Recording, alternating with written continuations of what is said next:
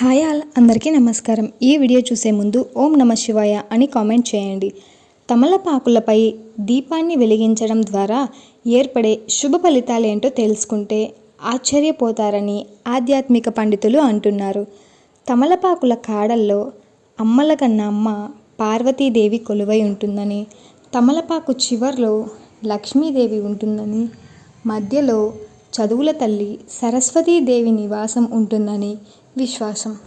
అలాంటి తమలపాకుపై దీపం వెలిగించడం చేస్తే అనుకున్న కార్యాలు దిగ్విజయంగా పూర్తవుతాయి. తాజా తమలపాకులు 6ని తీసుకోవాలి.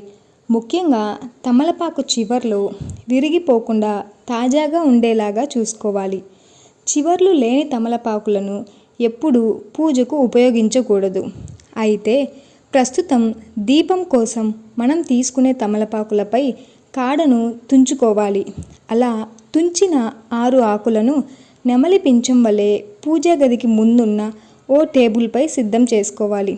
దానిని మట్టి ప్రమిదపై ఉంచి తుంటిన 6 తమలపాకు కాడలను మట్టి ప్రమిదలోనే వేసి నువ్వుల నూనెతో దీపం వెలిగించాలి. అలా నువ్వుల నూనెలో ఉన్న తమలపాకు కాడల నుంచి మంచి వాసన వస్తుంది. ఈ వాసనను పీల్చడం ద్వారా ఆరోగ్యానికి మేలు చేకూరుతుంది. పాజిటివ్ ఎనర్జీ లభిస్తుంది. సుఖ సంతోషాలు చేకూరుతాయి. అనుకున్న కార్యాలు దిగ్విజయంగా పూర్తవుతాయి. ఇందుకు కారణం తమలపాకు ముగ్గురమ్మలు కొలువై ఉండటమేనని ఆధ్యాత్మిక పండితులు సెలవిస్తున్నారు. హోప్ యూ ఆల్ గాయ్స్, మీకు ఈ వీడియో నచ్చినట్టయితే please do like, share and subscribe to my channel. మళ్ళీ ఇంకొక వీడియోతో కలుద్దాం. అంతవరకు బాయ్ బాయ్.